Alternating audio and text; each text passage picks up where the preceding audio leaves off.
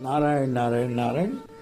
जो अपना कल्याण चाहता है वह किसी के भी प्रति बुरी भावना न करे, किसी भी प्राणी को बुरा न समझे। यह व्रत ले लें कि मैं किसी को भी बुरा नहीं समझूंगा, किसी का भी बुरा नुकसान नहीं करूंगा और किसी का भी बुरा नहीं चाहूँगा। यह नियम ले ले, पक्का विचार कर ले। आपको कोई आदमी बुरा कहता है, बुरा करता हुआ दिखता है, तो क्या वो अपनी पत्नी पुत्र आदि का भी बुरा करता है? तात्पर्य कि सर्वथा बुरा कोई हो ही नहीं सकता, दिन भर कोई नहीं कर सकता, पर सर्वथा भला हो सकता है। आप गुस्सा करके देख लो, आप 10 मिनट 5 मिनट आधा घंटा 2 घंटा कर लोगे, पर आपको कहा जाए कि आप 24 घंटा गुस्सा कर लो, आप नहीं कर पाओगे। पर आपको किसी के लिए बोले भाई किसी की 24 घंटा सेवा करते रहो, आप कर लोगे। तो बुरा तो उसे ही कह सकते हैं जो सर्वथा बुराई बुरा करता हो। स्वरूप में बुराई नहीं है, चेतन अमल सहज सुख राशि, सबका स्वरूप निर्दोष है। दूसरी बात, दूसरे को बुरा मानने का आपका क्या अधिकार है? क्या आपको दूसरों की बुराई देखने का अधिकार मिला हुआ है? Are you sitting on the judgment? दूसरा आपके साथ बुराई कर रहा है तो क्या आपके द्वारा कभी किसी का बुरा नहीं होता है? अपनी बुराई को आप क्षमा कर देते हैं, वास्तव में क्षमा दूसरों की होती है। किसी में भी बुराई की स्थापना मत करो, न दूसरों में न अपने में। अपने को बुरा मानोगे तो आप बुरे हो जाओगे, क्योंकि ईश्वर का अंश होने से आप सत्य संकल्प हो। रावण बुरा था तो क्या सबके लिए बुरा था? बुरे से बुरे व्यक्ति में भी भलाई होती है। रावण ने वेदों पर भाष्य लिखा था, रावण संहिता की रचना की थी। दूसरे को बुरा मानने से हमारा दूसरे का और संसार का नुकसान है।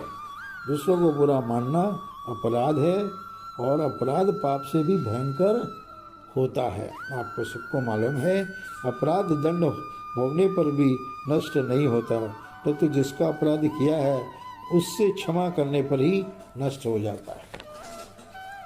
किसी का बुरा करोगे तो उसका तो बुरा होने वाला ही होगा, पर आपकी नई बुराई हो जाएगी, आपकी नई बुराई हो जाएगी। आपकी नई बुराई हो जाएगी। अपना कर्तव्य ही अपना धर्म है, जिसे कर सकते हैं और जिसे करना चाहिए। यह वो कर्तव्य होता है जिसे कर न सकें, और जिसे करना नहीं चाहिए वह कर्तव्य नहीं होता। कर्तव्य कभी कठिन नहीं होता। वास्तविक धर्मात्मा को किसी की गरज नहीं होती, परंतु दुनिया को ही उसकी गरज होती है। निश्चित कर्म का त्याग कर दें तो विहित कर्म का अनुष्ठान स्वतः होगा, और हमें जो वर्ताव बुरा लगता हो उसको दूसरों के साथ भी मत करो। जो नहीं करनी चाहिए उसे कहते हैं यही बंधन है। अब आप किसी से भी बुरा बर्ताव नहीं चाहते हो तो फिर दूसरे से बुरा बर्ताव करने का आपको क्या अधिकार है?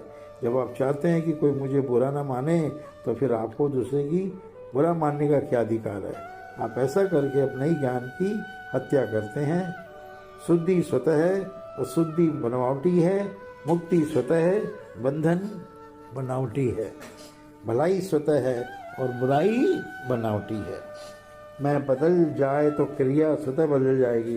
विवाहित होने पर मैंपन बदल जाता है, या मैं कुंवारी नहीं हूँ, अब पति का घर मेरा घर है।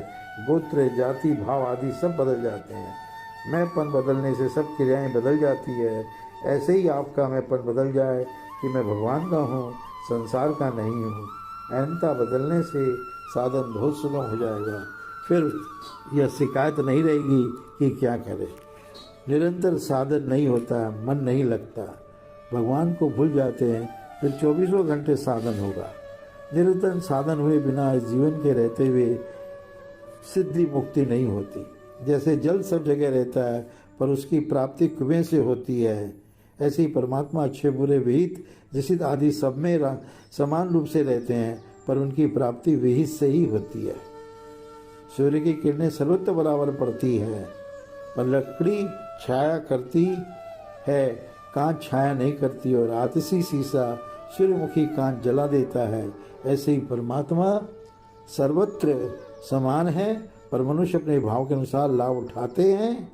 भक्त आतिशी शीशे की तरफ होता है, जो सर्वत्र परिपूर्ण परमात्मा को खींच लेता है। वह सब वस्तुएं आतिशी शीशा नहीं बन सकती, पर सब मनुष्य भक्त बन सकते हैं। गोस्वामी तुलसीदास जी ने जो लिखा है वह कवि की रचना, कविता नहीं है, प्रत्युत क्या है, संत की वाणी है। नारायण नारायण।